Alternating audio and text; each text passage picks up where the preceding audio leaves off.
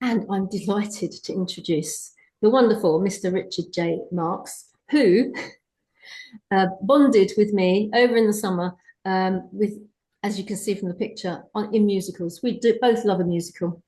And what's not to love? The arts are a very special place to feed your mental health, to feed your physical ability when you want to go and have a little dance, because that's just been on the theatre. We've been to theatre this week, my family and I, and it's a perfect thing for a family to gather around and stay bonded. Even though our two daughters are in their 30s, the four of us snuck out on a Thursday afternoon to go and see Hercules, which is a kids' West End show, basically, but we still had fun because they were reminiscing about their childhood. So thank you, Richard, for bonding with me over musicals, but more importantly, our mission in the world. And you're going to talk today for us about the courage to change. So I'm going to stop my share so that you can do a share over there as well, and we'll carry on. Thank you so much. It's too bad we can't just do a sing along and Oh, leave it maybe. there. Forget the You give me an idea now. That's dangerous. Feel free. I want to thank you before we do screen share, just to say that it's a wonderful place and community to be part of. And originally, Jill and I were going to talk about joy, because I think a lot about how much we need joy in the culture. And it's what Jill just said about music and singing and theater and the arts. But when she put the quote up on LinkedIn for today's gathering about Rosa Parks, I just took that quote and ran with it. I was like, why don't we just build the whole thing around the Rosa Parks quote? So you'll be seeing that quote and hearing from Rosa Parks briefly. I found a couple of historical clips that I think are really important. One of the important things to say about it, which you'll hear, but I'm going to just reinforce it, is everyone in the Rosa Parks space has said that she was always portrayed as this poor little seamstress who was a black lady who just sewed in the back of a tailor shop. But the truth is, she was equal to Martin Luther King Jr. in 40 years of very highly intentional activism. And so that was no small little just, moment of frustration for her to get up on the bus. And they say it's almost a cliche to think of her as the lady who got up on the bus. She did this for 40 years, and creating freedom for others was her quote. It's not about freedom for herself. So I'll start with that, but I would just want to give so much gratitude that we're together. Let me figure out, if I can here, how to get back to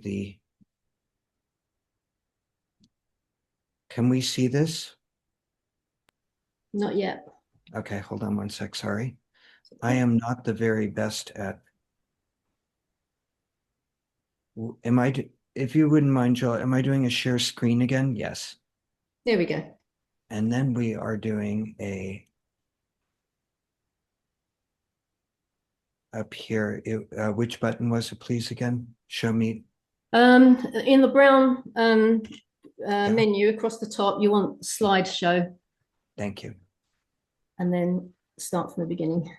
That's it. No, not the grey one. Down a bit onto Yeah, the brown on the I know. brown one. I'm so bad at this. I'm so sorry. No, that's all right. You've got other things in front of your screen that we can't see because you've got the share button. So it's probably hiding underneath your Zoom menu. Okay, you got it. So you see where you just moved, where you moved it and it was brown, it had animations, and this next to animations is slideshow. Come down a smidge. Here, Down, down, down. That's it. here, There you go. here. Perfect. And And then if you go to the left there now, it says play from start. thank you very much. There we go. Sorry, Perfect. everybody. I am a little bit archaic. Oh, you're not Um, the only one, don't worry. so here's who I am. I live in New York City. I'm a writer. I help advise people these days on how to feel better about being in the world. And I try to keep that really simple, which is people say, what do I do? And I just say, I'm trying to make sure we're okay here. There's a lot of not okay. And so we need to be okay. if that's as plain English as I can make it. In our presentation today, thanks to Jill's bringing us to Rosa Parks, I wanted to set up right up front that there's 3 quotes and they all interlace. So I thought it would be best to see them all at once, and then we'll see them as they kind of drift through the narrative. The first Jill found, which Rosa Parks said, "I believe we are here on the planet Earth to live, grow up, and do," hang on if I can change the way we see this, "do what we can to make this world a better place for all people to enjoy freedom." Then I have Jean-Paul Sartre. "Freedom is what you do with what's been done to you." And the reason that's there is Rosa Parks is just the greatest possible living example of that quote. She is a concrete living example of taking what's been done to us and turning it into something else. And I will share with all of you separately that when I meditated on talking with and gathering with you today, I thought, nothing is static. And so freedom isn't something we can hold on to or just say we worked on ourselves or we worked on our business and now we've got it. Freedom isn't something we have or can contain. It's what we give ourselves. We have to give it to ourselves. So I had that as a new thought this morning, as a thing we give ourselves. And lastly, I wrote a book. It's a book on finding spiritual freedom. And it was really about not fearing change. And to me, change and freedom are kind of interlaced. And that's the title of our talk today and why we should find the courage to change. Let me go to the next slide. So as I said, I think Rosa Parks is the greatest example of freedom being what's been done to us and turning it into the next thing.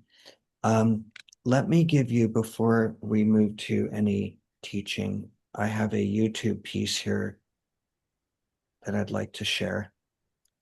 And it's 2 little clips from the Library of Congress.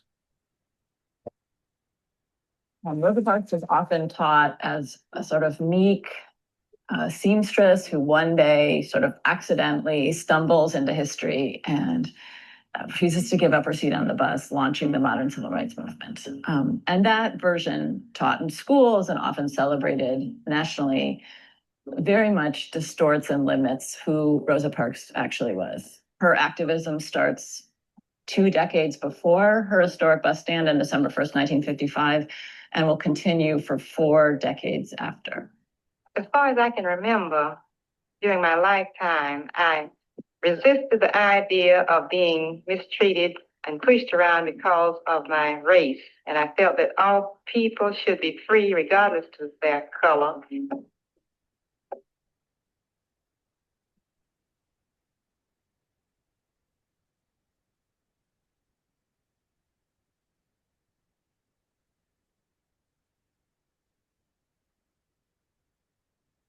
She was a believer that you had to dissent, that you had to voice your objection, even if you couldn't see that that would do any good. Rosa Parks, like my mom, has her own definition of who she is, and she doesn't let anybody change that definition.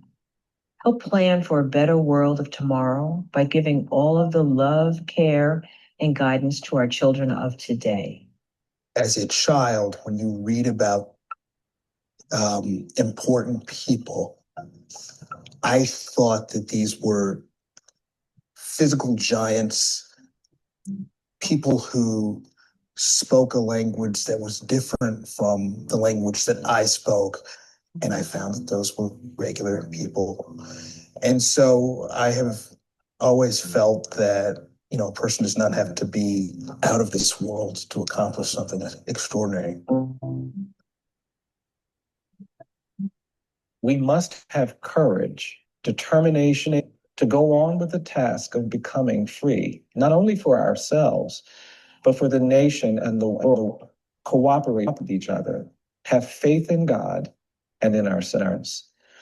And I just think we underestimate the kind of courage it took to stand up to these forces that had silenced and marginalized Black people from the very day we came to this continent. And yet she was taking them on. I think it was really an amazing part of her legacy was the courage, the strength, the bravery that defined her as a human being.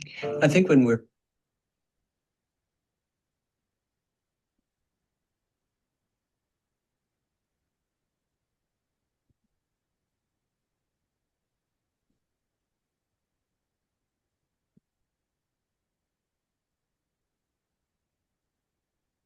Can you hear me okay?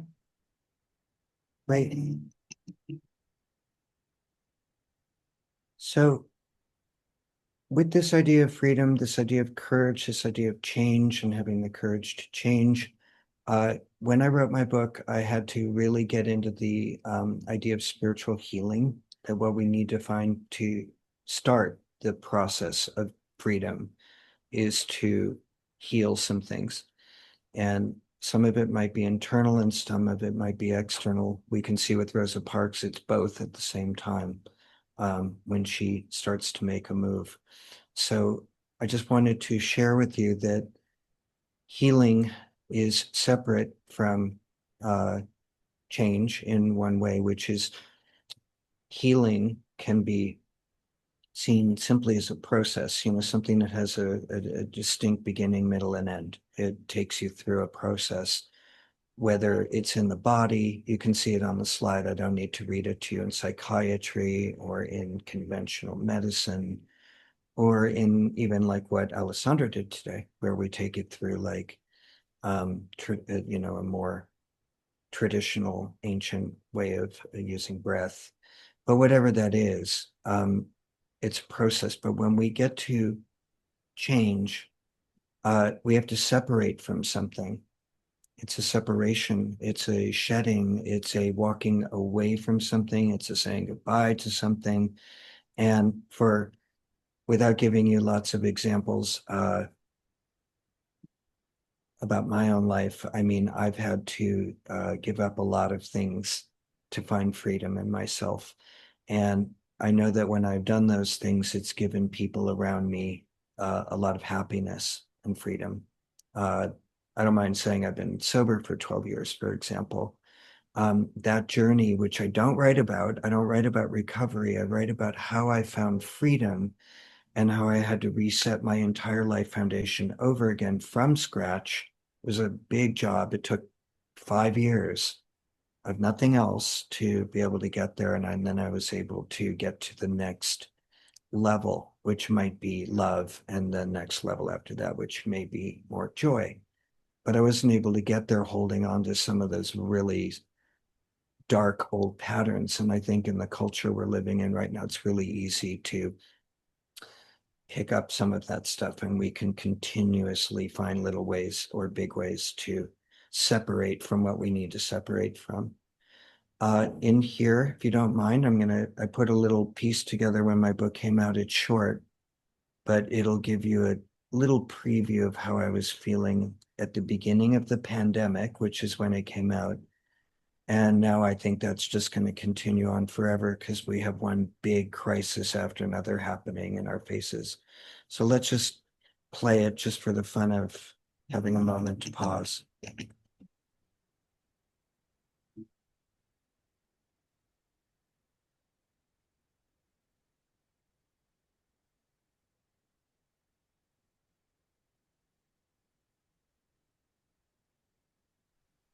Is there audio to this, Richard? Pardon? Is there audio to this? We haven't got the audio coming through. Oh, you can't hear the audio? No. If you go to the Zoom the bar, the menu bar, and you go on the three dots, when you click on that, there should be a thing that says share audio. Here we are. Are we there? And then if you click share audio, and then when you play it next time, we should be able to hear it. You've got a choice of mono or stereo. I'm looking at audio here. Okay. Are you? No, you're not. That's your speaker. You want the three dots. Find the one that says more. The button that says more. Great. Thank you so much. That's okay. Share computer sound. That's Yeah. the one. That's it. Mono or stereo? I would go stereo, go the full throttle. Why not? See if it will allow it. If not, there's another way to do this. It's just a gentle piece of music that I used from an album that benefits something called the Aloha Music Camp, which brings music to children all around the world through traditional Hawaiian music and ukulele. So let me just try this one more time. If it's hopefully, I don't see it taking it, but I'm trying. Okay, let's try it again. Yeah. Okay, thanks. Get it.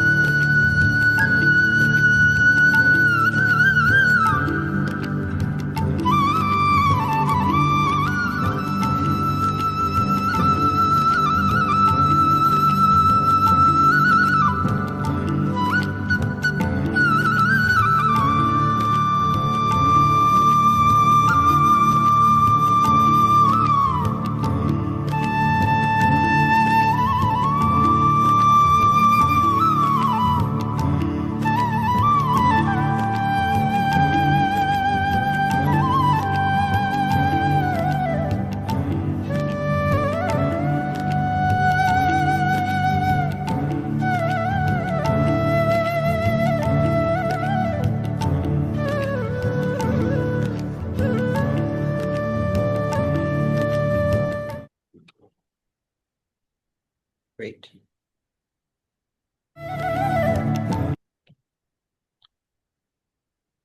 Thank you. I love the little music. And at the end in the audiobook, I was able to collaborate with a Hawaii-based music project, as I said, and it's that album. And then they bring music to children all over the world. And it's for the reason, by the way, that often children around the world are not going to learn to read. They're not going to have literacy. They're not going to end up in school. They're poor. They go straight into the work space when they're young.